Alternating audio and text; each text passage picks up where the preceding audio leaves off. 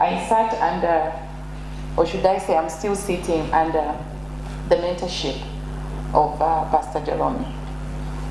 And so standing here, I need to really, get into that form to collect myself so that I can speak from that level of a mentor, because every time I face him, I'm in the place of a mentee.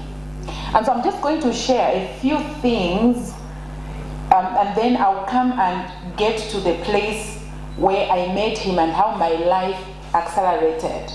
Because today, basically, I'm going to talk about the power of mentorship and how it helps you to get to your destination. So just for record's sake, I'd love you to just understand where I'm coming from. So I'm the only girl who was born from a family of 6 boys. My dad was a bishop in the Baptist church. You need to know this. Hello. And that's my niece, my big niece there. I'll be seeing in different faces. So when I see, and I go, hey, I see another one there. Okay. So I was born in that family.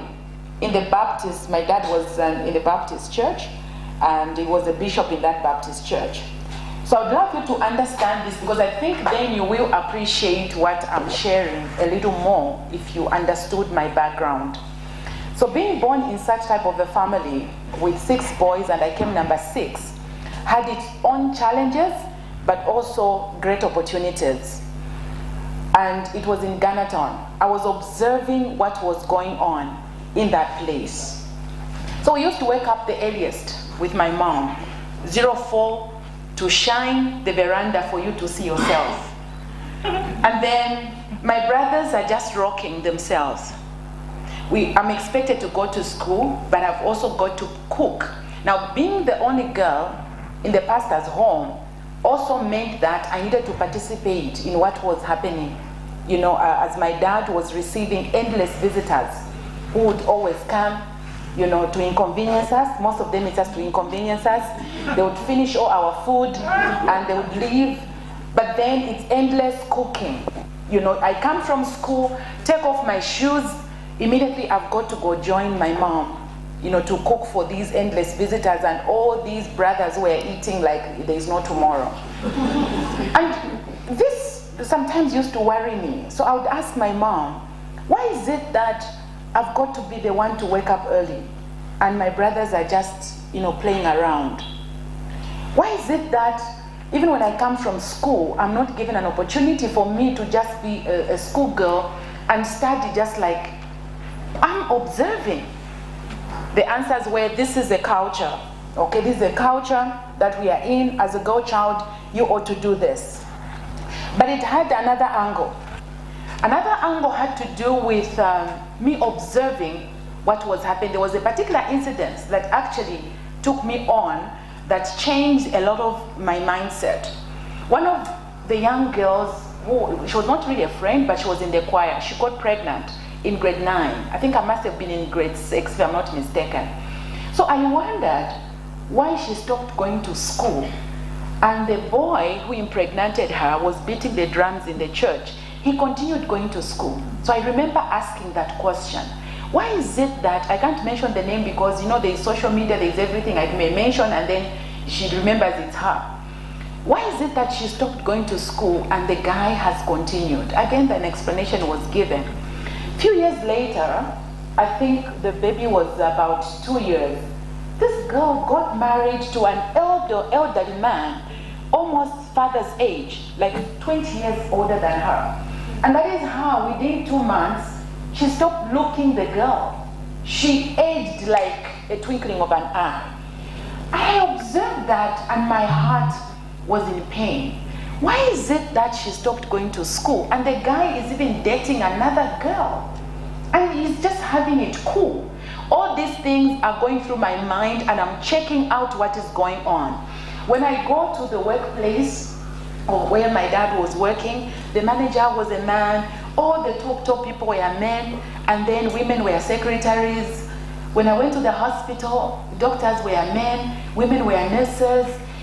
When I went to school, the head teacher, head of department were men, And then women were just, these whole things for me meant that there's need for a solution. But I had a great dad who kept on telling me that, Nellie, you can become anything that you choose to become. But here's another thing. I need you to understand my background, to understand the pursuit that I've had. This has been from when I was just born in the family. And to tell you that where you come from, what has happened in your life is not a mistake. It's all a package for your brand.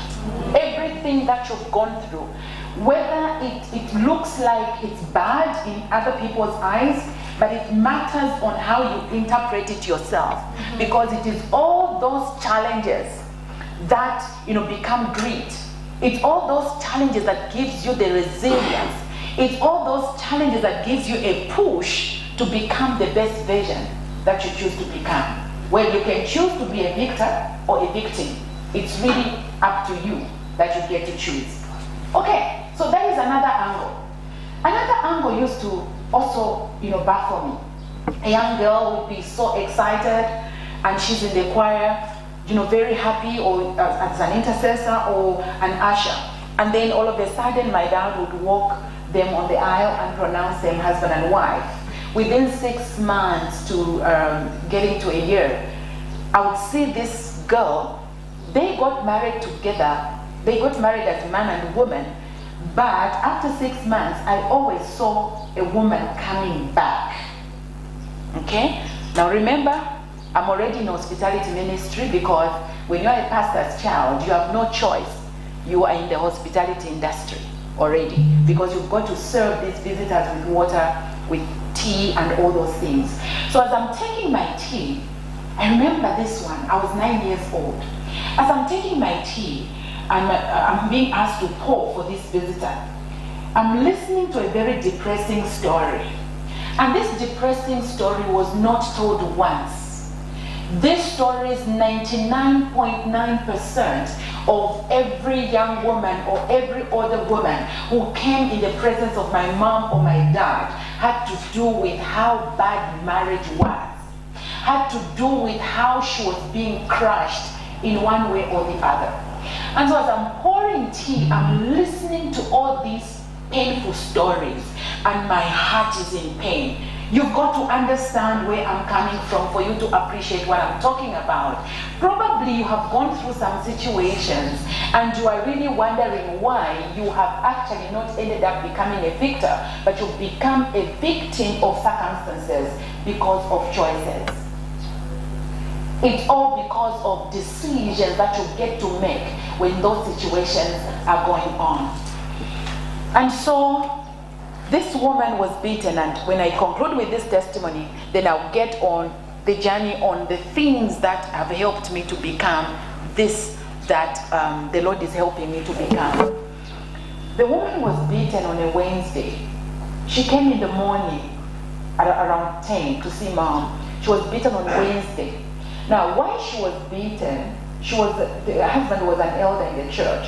Why she was beaten was because she found the husband having sex with a cousin she brought from the village. This cousin was helping her to babysit the twins. And so when she went to confront the situation, she was beaten. So she came to meet mom with an eye on this side covered. As I'm narrating to you, I can see the picture even now. This is like 40 something years ago. And so she's half covered, and this whole part is black. So she's narrating to mom what happened. And so, why is it that she was beaten? What wrong did she do? And so, on Sunday, this is Thursday, on Sunday I went to church. And this particular time, I just wanted to really observe what was going on with the person who beat up this girl. So men were sitting this side, and women used to sit this side. So I was in church, and as a pastor's child, you can move around, and no usher can even attack you.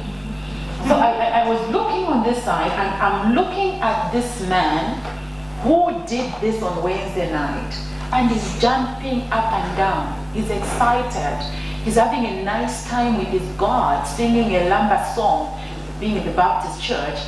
including his fellow men. They are so excited and all happening.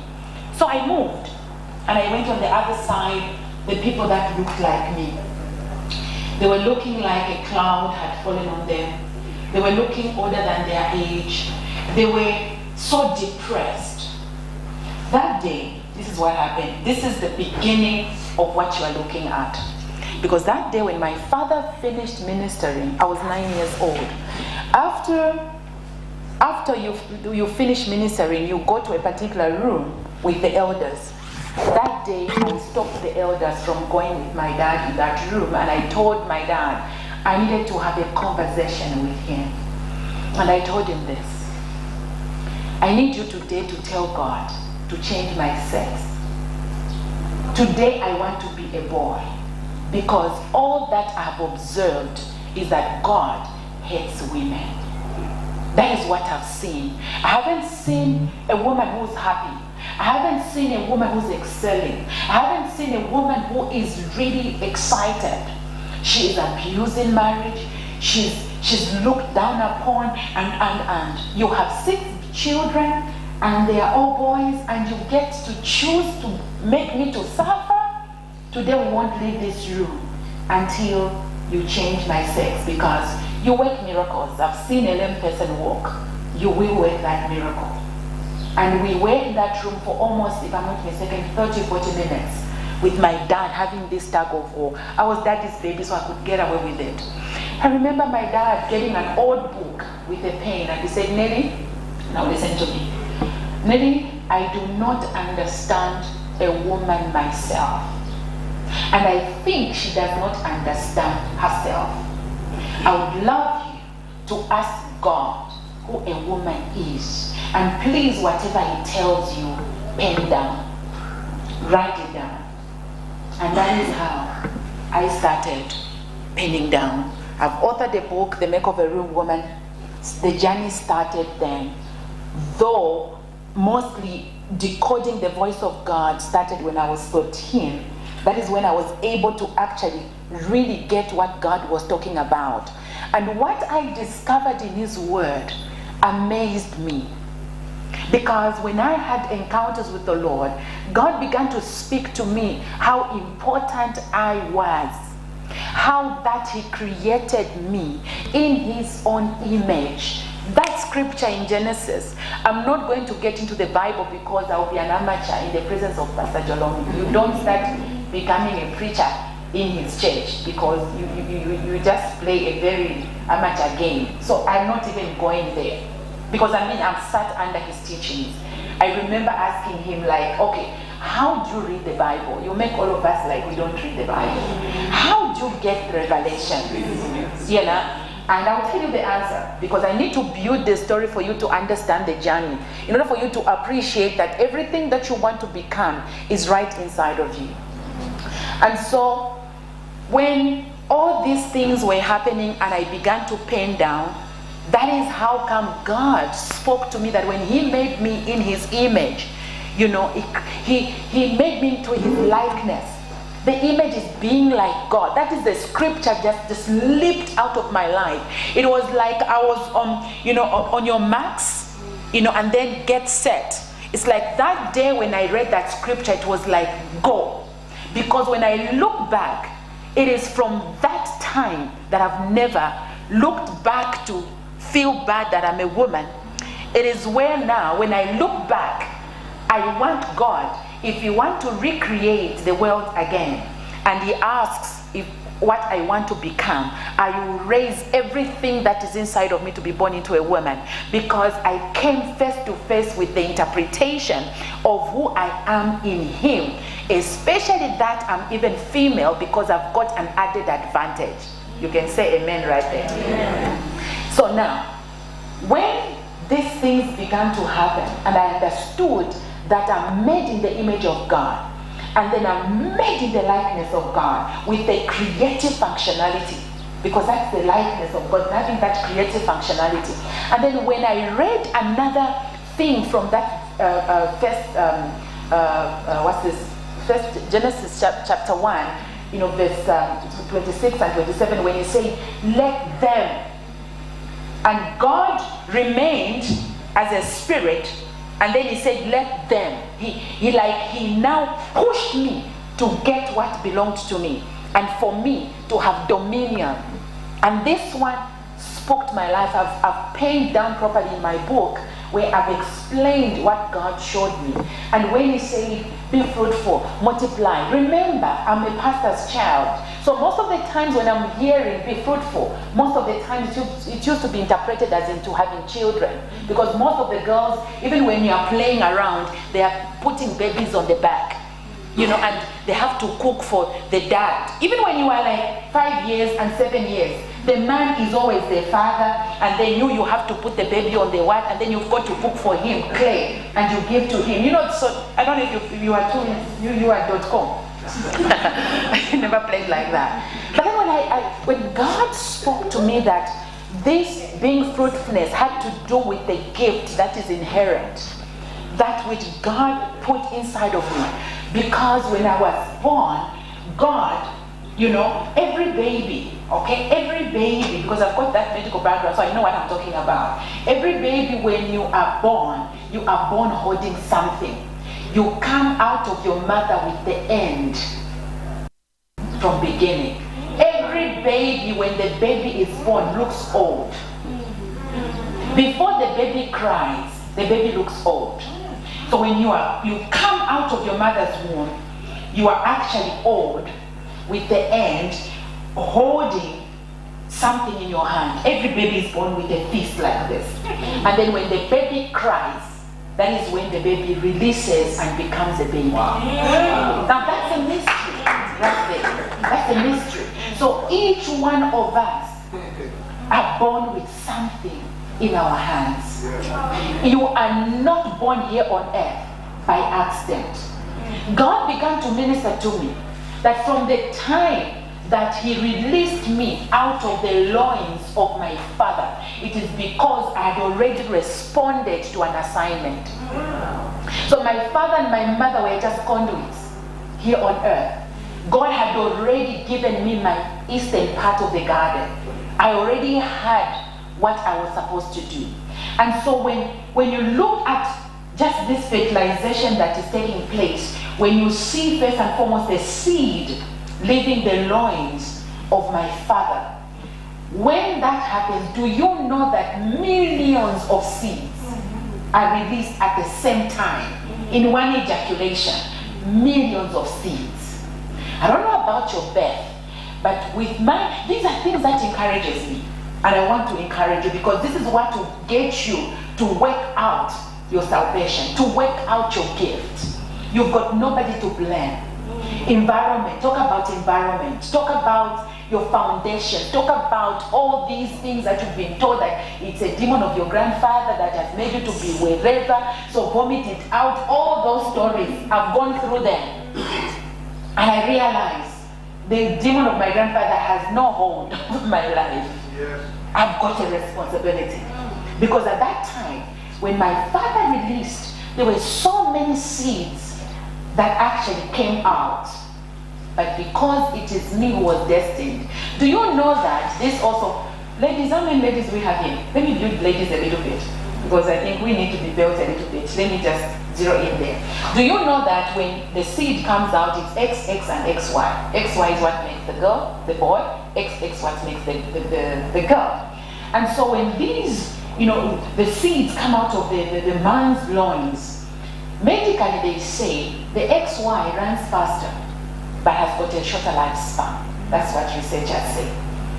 Even with issues of diseases now, you find that the lifespan has even reduced from about 24 hours to 48 hours to about 12 to 36 hours to stay in the reproductive system to fertilize the egg. So when the seed is released now, the XY runs faster, outrunning the XX, but then it will linger around in the system, the reproductive system of a woman, until fertilization takes place, if it's the one that has to fertilize. But now the lifespan has shortened for the XY. The XX, on the other hand, are slower in speed.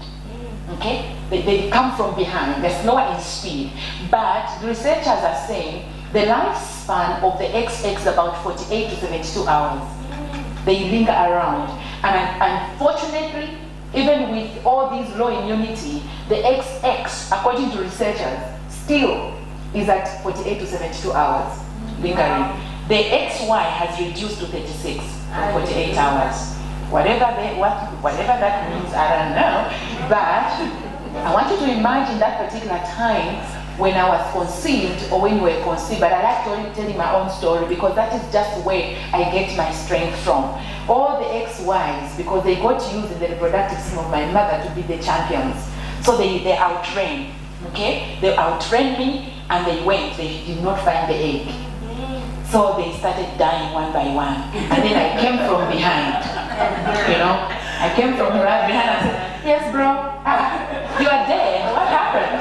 What happened? And I was running. You know, surely, are you hearing what I'm saying? Yes. When I tell you I'm running, surely, and I've got my eyes focused on the goal, that's exactly my life. Because the beginning was not all rosy. The beginning was depressing. I hated being a woman. That is why when you look at my brand years back, it was a table cut and the trousers. Because I did not want to associate it to being a woman. Table cut, shirt over, because also my brothers came and says, oh, you are too tall for a girl, hey, you don't have hips, you are like a tree, and all that. All those things began to depress my life. And so it was a jean and a top. People, there are situations in life that can make you become a victim if you don't push yourself. But let me tell you what I did. When I found the egg, I penetrated that egg and there was fertilization that took place. Within the system, there was a membrane. There's a membrane that comes to cover what has been fertilized. Watch this. This that has been fertilized here guards itself to ensure that nothing else enters in. When you meet a mentor, when you come in the presence of a mentor and the information starts coming to you, the first thing you need to do is encircle the knowledge. Protect your ears from hearsay. People have got opinions. People have got whatever they want to say. But if you've got something that you have followed and you know what you want, you need to ensure that you have that protective membrane. That protective membrane is what causes what has been fertilized to be protected. No other sperm or seed can enter there. No, you didn't hear me. Because if you learn to do this, you will get much from a mentor than what other people are trying to discourage you or to tell you. And so when this was going on, and I fertilized, you know, that egg, and I'm sitting because the blood forming, of course, that's from my dad. I'm sitting there. When I looked around in the fallopian tube, I realized this place could not contain what I wanted to achieve. Because anyone who delayed to come out of the fallopian tube is actually a statistics. They are called ectopic pregnancies. When I saw that what was around me could not hold me to what I wanted to become, I made a decision. I started walking out of the fallopian tube. Anything in life that you observe, any teaching that you observe that is limiting your growth, walk out.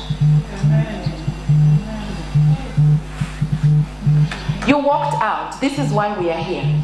You walked out of the fallopian tube. Those that remained, they are statistics as ectopic pregnancies. And so, when I managed to walk out, I did not walk out just by myself. The fluid in the fallopian tube was helping me, was aiding my travel out of the fallopian tube. Information, mentorship, coaching, looking to leadership aids your walk to your destiny, to where you are going. Because without that fluid in the fallopian tube, I wouldn't have made it to walk out, to get into the uterus. You need information. You need relevant fluid that can help you to go where you're going. Are you listening to what I'm saying? I'm sharing these things because I'm a product of mentorship.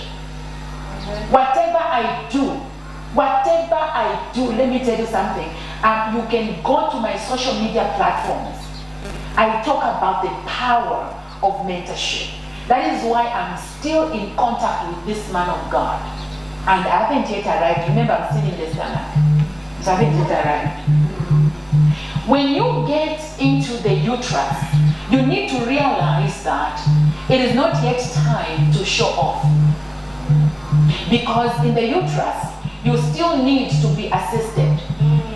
In the uterus, it seems like you are in Genesis chapter 1 verse 2 because it is dark, it is formless. Are you getting what I'm saying? And waters have covered you. There is nothing that is making sense. Some of you could be in that particular place. I've been in that particular place several times where I haven't understood my left from my right. I haven't known who am I? What am I called to do? What am I supposed to do in life? But let me tell you something. Being in the uterus is the most greatest thing you need to have. Because in that place, when you are there, you don't have to really think for yourself because information is always coming to you.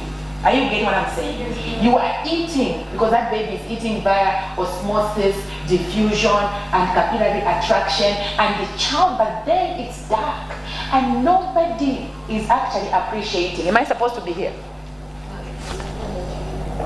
Oh, okay. Please take it down. The uterus. You need to appreciate this because some of you spiritually, you are in form of a uterus. But you know what? Some of you want 3 months. You want to show up. You want to be born. Hey, Baton. You know, even me have a revelation. Even me, I can do this. Let me tell you, stay in the uterus, in the place where you need to appreciate what is going on. So you are protected. You are covered in that place. And there is darkness. There is waters. In other words, there are challenges in your life. You are not, we are not being appreciated because when God created the heavens and the earth, all this was, part of his vision. But the reality of it, let me tell you, you have something great. God has got something great over your life. Genesis 1 verse 1 is complete. It is complete over your life. Your destiny and who you are supposed to be is the Genesis 1 verse 1. You are done. But let me tell you, there is a process. Because when you now jump out of Genesis chapter 1 verse 1, you get into verse 2. You can see where these revelations are coming from if you have been sitting under Pastor Jay. Yes. Okay? So now I just added my own style. I just added my own, but to actually the copy paste. But then when you get into verse 2, you know what is going on there now? Reality. This is reality of your situation. Never run away from your reality. When I realized my education could not take me to where I wanted to go, I never ran away from my situation. I needed to face up with the reality. That is verse 2 of your life. Things have just overwhelmed your life. Education cannot match up with the destiny God has programmed for you. Whatever it is that you are doing is not equal to where you want to go. But those challenges are powerful. The waters in the uterus is powerful. The darkness in the uterus is powerful. Embrace the challenges of your life. But let me tell you the secret there. It is when you bounce into verse 3 where it says, before verse 3, where it says, but the spirit was hovering. That is what separates girls from women or women from girls. It is when you still have the but. The spirit was hovering. The fact that you can open your eyes and you can still see that there's greatness inside of you. Let me tell you something. Even if people do not see who you are, when the doctors come and listen, say, she's alive, he's alive. If you are still there and the breath is still there and your focus is still there, even if you are in water, Even if you are in darkness, my friend, get excited. Swim in that darkness. Still do, if you have to clean the toilets, if you have to prepare this room, if whatever it is that you need to do it, because that's what gives you the mental muscle. You need the mental muscle to develop. You need to get to the place where your intellectual capacity develops, and it is those things that causes you to do that. When the baby is in the mother's womb, and it's not 4 months to come out, it's not 5 months to come out, it's not 6 months to come out, because it's developing inside. When you are sitting under mentorship, my friend, you've got to understand that whatever is going on, it may seem as though things are being loaded on you, and you are not becoming, it's like you're being mistreated. Stay in there. Stay in there. Because if you decide to leap out before time, you are premature baby. This is why small little wind at pneumonia. Small little what? Because your lungs were not yet developed. They were not yet developed. So anything out there comes and kicks you out of your position. Stay in there. Can we walk on with my life? I'm still in the womb. Yes. Time comes in life. Okay? Time comes in life when contractions start. And when these contractions start, let me tell you, it is now where it is time for you to actually start branding your life. Because I'll be coming now to talk about how your life starts getting branded, because now you are about to come out, those contractions. Now, when contractions start, let me tell you, every woman who is pregnant looks out for midwives.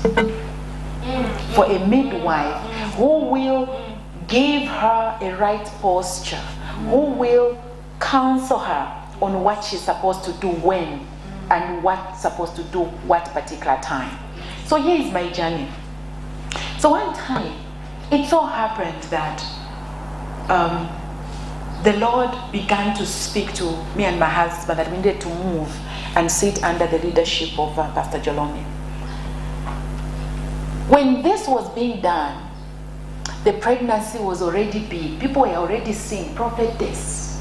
I was sitting, people in conferences, when they come to prophetess, you know where you're passing and just the dress is making people to fall. You know that anointing, eh? So when I met Pastor J, he interviewed me. I think he was setting me up, because he asked me questions. So what do you do there? So I've got this ministry, I'm a prophetess, and I'm this and I'm that, and I gave a data, you know. He says, okay.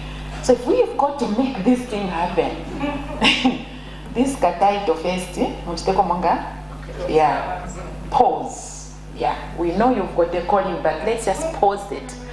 So, lesson started. I won't go so much into the details of the training, but this is a time for contractions. I feel something, I'm not having what I'm supposed to have. There's something that is not just right. I need to sit somewhere. Let me tell you, when it comes to mentorship, if you want to be mentored, you make a decision yourself. You know why you become rude and you want to think here that you are taller than your mentor? It's because probably you did not decide to sit under them. Yes. And also because you don't understand what you carry. Because if you understand what you carry and you go and place it under mentorship, you realize that you will gain more. You will gain more because the mentor is pouring into you and you are not pouring into the mentor. Did you hear me? What I heard, all the prophetic gymnastics and all the encounters, some of the things he's hearing them now. Do you know that I was not pouring into him? So I was the one who was gaining, because every time I showed up, it was him who poured inside of me. I don't know what trainings you are going through. It's a Chinaka Pita. It was real training 2 books in a week. Who has been told to do that? Oh, you have, and you did the assignment. No, you finished. You didn't finish. Oh, you are playing. Me. You know, because when I asked him a question, what makes you to be who you are? He would come from the door, back door, with no usher. You know, I'm coming from a church where the armor bearers who are lifting your leg, lifting your what, lifting your shoes. And I get to this church where we go, we think we are the earliest, and the pastor is already there. And then we want to read his Bible, says I've got hands. And then he comes in front, he's left the Bible, and he's talking, and he's making you feel you are not saved, you don't know how to read the Bible, and you've never read the Bible. And I'm like, okay. So one day I went before him and I said, sir, what makes you do the things that you do? You are the earliest at church. You come in front and you stand 2 hours and you are bringing out the word and you are teaching revelations. And he asked me, he says, "Okay, do you desire it?" I said, "Yes, sir." He says, "Follow me." Now that followership, okay, I only came to understand it when I got, head-on collision with the life of Elisha and Elijah. I got to understand it fully because when Elijah was told by God, go and anoint these 3 guys, like I told you, I don't need to go into preaching, but I just want to show you certain things that have helped me to build the brand that I've built, that today, to the glory of God, I'm sought after internationally. People are looking for me. I have to refuse because it's too much. Recently, I was appointed ambassador for Zurich Elite Business School. They wanted me to do the MBA so that I can talk about it. They had to sponsor it. I've already done my MBA. They wanted me to do again. I'm doing it not because I'm doing it for anything. I'm doing it because they need me for Africa. They need me for Africa. It's different places, different things. I can't go through what has happened. I want to encourage you for you to understand the journey where it started from. That it was not brakadabra. Tana, the movie has started. No, it is the process. It is the process. And I began to desire. And so you would give a call. I need to see you, and I'm in Kabwata. And he's in Avondale.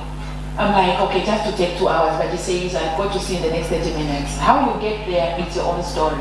I didn't know that in all those things, he was training me to think.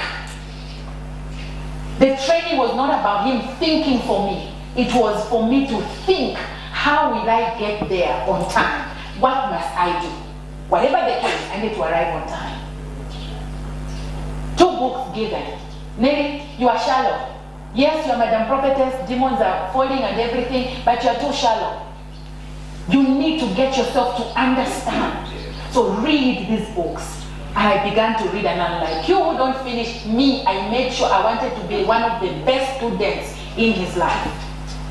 I'm waiting for one of you to bypass me. I'm really waiting. Let's do life together. I'm waiting for any mentee who has sat under this man to bypass me. I'm waiting for you. Because when it came to time, I beat it up. When it came to no offense, he tried. He would give me this exam. He would say things in public. I'm seated like this and he would say something, embarrass me. I was like, I'm here to learn. I'm going nowhere. I'm here to make this life become. Do you know, Mrs. K, there's greatness inside of you, but you're playing with your gift. You are just praying. How much has prayer done to you? What have you done? There's business inside. Before I could see, the midwife knows the position you're supposed to take. Because when you are in pain and you're having those contractions, you want to misbehave. Who has been to labor? Because it's painful. So when he's saying you need to just breathe in and breathe out, you want to push. No. You can't push now. You are not yet ready. It's only 3 centimeters, so my girl, relax. No, by the way I'm feeling. No, but I've got to do this. No. For me, when I understood, I am entrusting this midwife of my destiny at this particular, because something is about to happen to my life. I followed through like a fool. I emptied my bucket. He asked me one day, Mrs. K, how long is your rope and how deep is your bucket? The rope is passion. Bucket is your heart. How long is your rope and how deep is your bucket to tap in the depth of my heart? Because many people in mentorship, they simply enter the yard and they think they've entered the yard of a mentor. They've entered the life of a mentor. No, you were just by the yard. Some of you enter the sitting room and you admire the TV. How long is your rope and how deep is your bucket? I emptied all I knew from my bucket and did my heart to be ready to understand. And he kept on talking about this marketplace. I'm like, what is this English? Marketplace. Me, I'm church. I'm born from a bishop. And I understand the Bible. That's all I know. He says, girl, you've got so much inside of you. If only you can follow through. And I began, like I told you, I can't go into the details of our trainings, but all to tell you today in his presence that I followed through instructions, because when the cervix of life prevents you from bringing out that baby, that idea, that business, that entrepreneur that you are, it is not the mother, it is not the midwife that has to make the cervix to give way. Okay? Some of you, it's Greek, especially those who've never impregnated anybody. So this is what happens. When a baby is about to be born, the cervix, even this teeth, cannot actually give way for the head of the baby to come out. It is the head of the baby. It is the head of the baby that, moves a little bit behind and causes a contraction to build, and then comes using this part of the head of the baby to thin the cervix. I'm talking branding here. Because that which you carry get to a time when it needs to be birthed. And the only way you can actually know it is time for that idea to be born, it is when your head gets knowledge, gets an understanding. You come out of your belief systems, the things that have overwhelmed your life. You need to understand you needed the waters at one time. You needed the darkness in the uterus at one time. You needed all the confusion in the uterus, but there's a time you need to kick it out. You can never remain overwhelmed in the stories of your past, feeling sorry for yourself because of what happened. You need that for your profile, but for the journey you are going to, you've got first and foremost to kick out the reasons for your not becoming. You've got to kick out. And let me tell you, no midwife, it's the baby that kicks out the water, because there has to be a separation between earth and water, because something needs to start growing out of this idea. And so when you are going through, look up, you look unto Jesus, who is the author and the finisher of your faith, not turning anyway. So even if you've got a mentor, the mentor is simply there to give you direction, but you still keep your eyes. We are not into paparism where you follow like a fool. We are talking about you literally knowing that you want to know the Jesus of your mentor. That's what I'm talking about. You want to understand, why do they do the things the way they do? Why is it so successful? I want to go to South Africa. And he reaches out in the pocket and he gives me money. How much is the ticket? And I'm like, well, the ticket is, I don't even know. And he takes out money and he says, Mrs. K, here, fly. Go to South Africa, fly. I'm holding money and which pastor? I'm used to giving pastor. Pastor is giving me money. Jesus, oh, save me now. What is going on here? What type of a pastor is this that has got money to give someone who has to fly to South Africa? Are you understanding?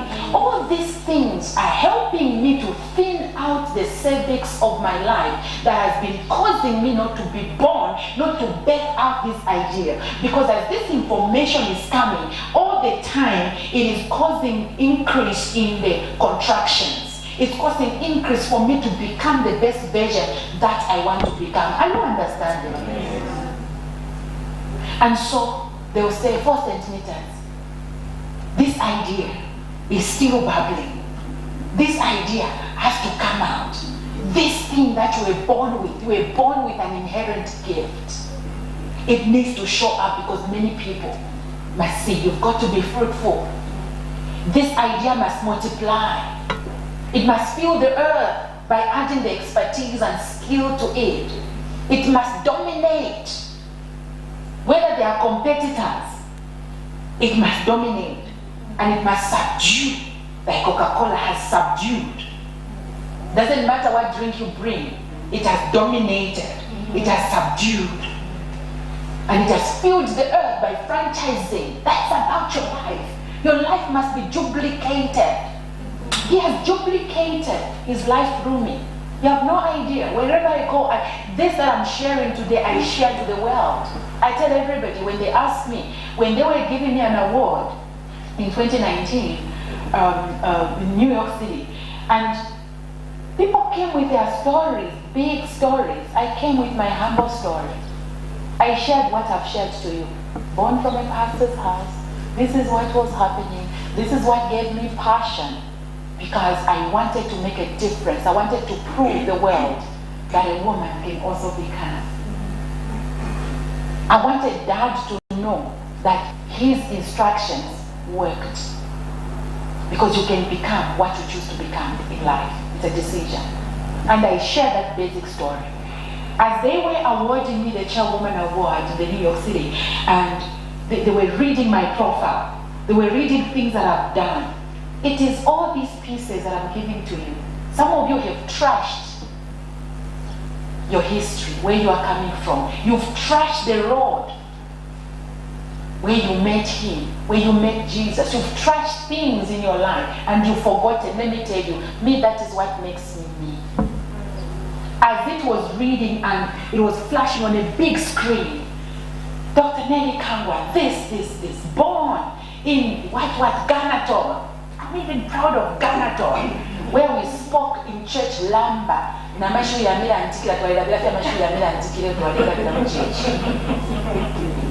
all that is part of who I am. How I wish I memorized in English because I knew the Bible inside out, but in Lamba.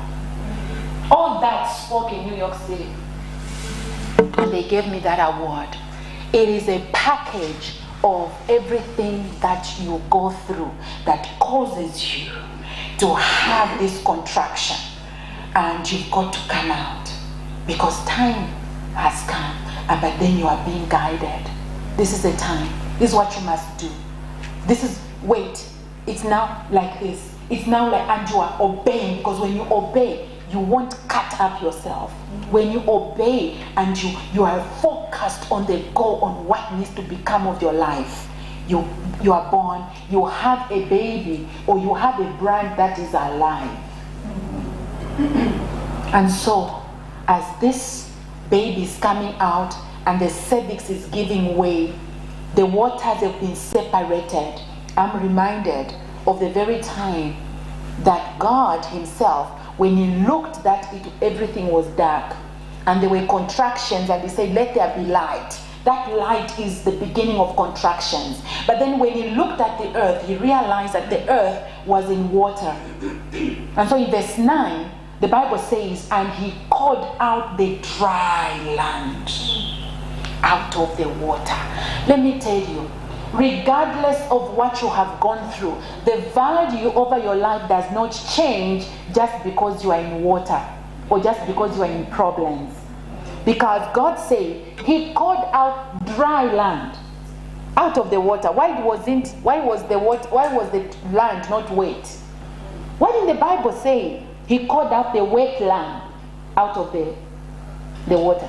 He said dry land. He called the dry land out of the water. It was in water, but it was a dry land. Come on, did you get this? Yes. It was in water, but it was dry land. Whether you go through circumstances, situations, the fact that the gold is underground does not lessen the value. The value remains the same. It is the process that differentiates what becomes out of that gold. It's a process. And so when the dry land was called out of the water, this dry land showed up. That is what happened to you and me.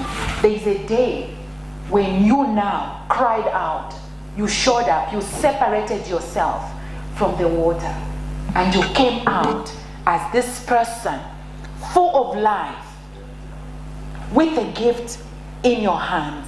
You came out, and when you came out, you get to choose what you want to leave here on earth, what you want to do, what legacy you will leave here on earth. Because when you read through, you find that from this same dry land, 3 character stances came out: grass character, shrub character, fruit yielding tree character. You can sit under the same teacher. You can choose to come out as grass or shrub or fruit-bearing tree. Same land. Same land. It is a choice. Yes. We were many who sat under this leadership. I chose to be rooted.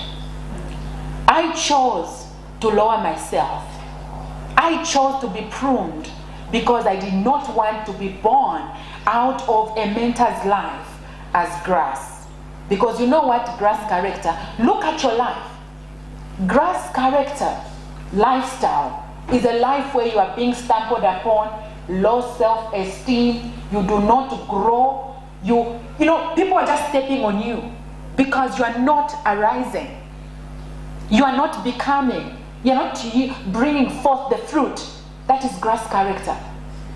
From the same land, from the same voices of mentorship, from the same Bible we read, from the same schools we go to.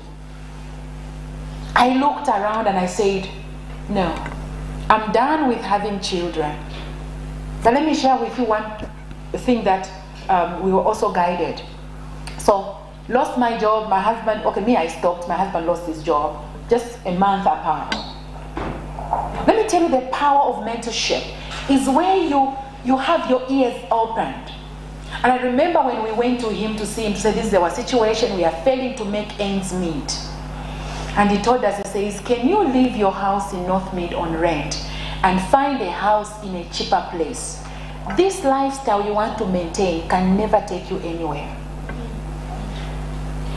Our children were going to private schools. We were advised, this, you cannot have credit.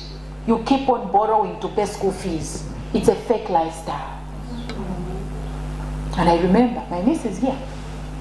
We went and spoke to her. She was teaching at Divala Basic. We went and spoke to her. We removed our children from private school. She's the one who helped us to get them at Divala Basic School. What a shame amongst friends. Oh my God. Hey, she thinks she prays. Now, ever since she went to Pastor J, she's become a fool. She can't even think for herself. They've come from North Mid, they are now staying in Kabwata. She has stopped preaching. She's now not even organizing conferences. They've brainwashed. She's been brainwashed. That's a Nigerian pastor. She's been brainwashed. She's not thinking. And let me tell you what that did. As you get to choose what you want to become, choices, decisions, determines your destiny, says Mike Murdoch. We decided, took our children. Today, the very Tamanya who was at Libala Basic School, she now has double major in accounts and economics. They were fighting for her at PwC, Pricewaterhouse or whatever. You know, this is a girl whose standards were dropped at one time. Through mentorship, we were taught, relax a little bit. If you cannot manage this lifestyle, reduce. We sold our cars. We didn't have money. We walked, we went into minibuses. People, what can you tell me? We could, you know, one day I delayed going to church. I was supposed to read intercession. I went 5 minutes later because our car every time had a problem. And when I arrived, Pastor J, you know the way the car is. So I don't know if it was a wheel or whatever. There had a lot of problems. I can't remember which problem it was. And that day he fired me from being an intercessor leader because I was late 5 minutes. I'm telling you, there is no reason. No. You know, you like explaining. He asked you a question, you're going to explanation. And I'm thinking, am I not supposed to explain? It is that same explanation that makes you to be where you are because you justify yourself. You like justifying. I'm like, so what am I supposed to do? I told you that the car had a problem. So if you know you've got a car that has a problem, why start off as though you drive a Range Rover? Are you getting what I'm saying? There's a lesson. There's a lesson. So if your car has a problem, start off 2 hours before the car gives you problems. So that problems can be in the 2 hours. Rules of engagement.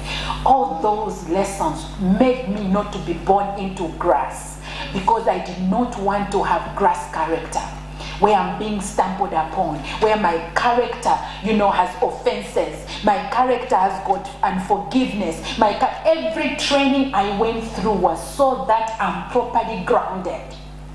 Because when a tree is planted, my friend, what the root goes through, nobody knows, nobody understands. Grass will shoot out quickly. But the tree, you won't appreciate it immediately. You can also make a decision, just like many of us would do, to be a shrub. And you know what a shrub does? Doesn't get too deeply rooted. Quickly, you grow a little bit, a few revelations, you can speak like your mentor, you know, even more, because usually you become a little more, and then immediately you start having children. You know, a shrub starts having seeds outside. That's what a shrub does. And a shrub will be there, not deeply rooted. When a whirlwind comes, all the seeds are shaken everywhere, and then spiritual children are growing everywhere. Also unmannered spiritual children, they're also having seeds quickly before they even become. That's a picture we're having, shrub.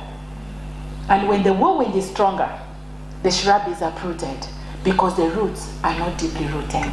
I don't know where you are finding yourself. I don't know what is going on in your life. I'm a testimony.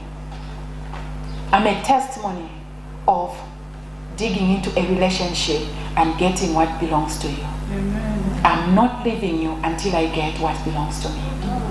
I'm not going to come out of this place as grass. I'm not going to come out of this place as shrub. I am going to be rooted. And I'm not going to be a potted plant.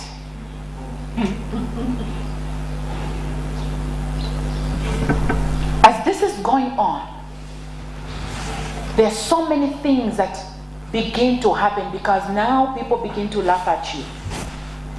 Because as a tree, you're not showing fruit immediately. And then before you even show fruit, a season has changed.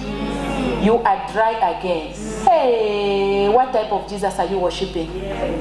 How come there's nothing to show for it? How come now you are brown? We saw a bit of green like you are happening. We saw you on TV a little bit, and then are you seeing what I'm saying here?